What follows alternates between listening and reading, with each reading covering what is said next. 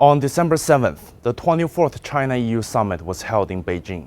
Chinese President Xi Jinping told the two EU leaders that the China-EU relationship enjoys a good momentum of consolidation and growth. 2023 marks the 20th anniversary of the China-EU Comprehensive Strategic Partnership, and this is a new starting point of China-EU relations.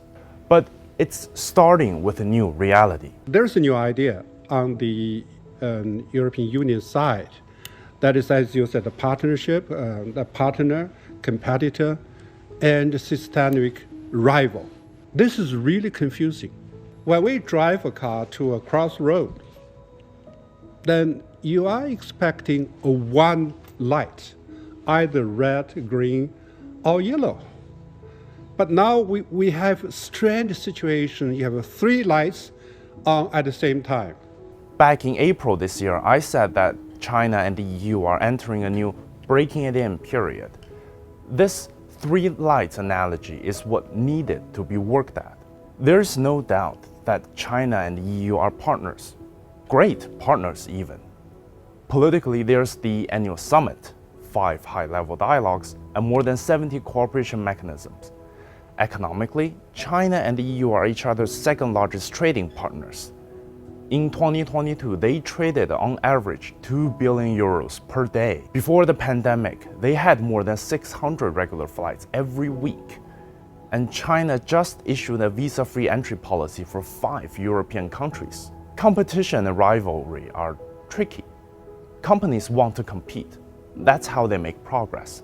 The better products get bigger markets. China's a low-cost producer of photovoltaics. China's a low-cost producer of electric vehicles. So China's going to sell a lot in the US and European market. But competition can't serve rivalry, especially when that rivalry was manufactured to serve someone else. We've seen the EU doing just that. The US talked about decoupling. The EU came out with a softened version of it. The US betrayed the One China policy. Some EU countries opened up offices in the Taiwan region. The US doesn't like China having advanced chips. The Europeans curbed those exports.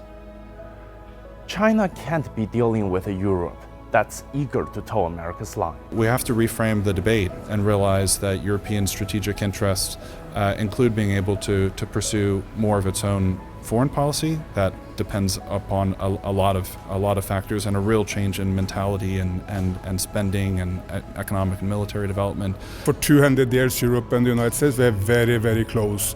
But in today's world, in many areas, Europe has as much in common with China. Europe and China are main drivers of the environment progress in the world.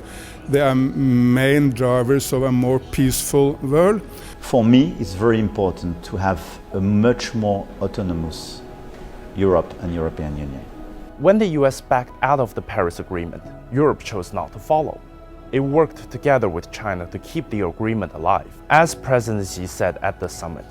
Amid the increasingly turbulent international situation, the China-EU relationship has strategic significance and implications for global peace, stability, and prosperity. We should not view each other as rivals just because our systems are different, reduce cooperation because competition exists, or engage in confrontation because there are disagreements.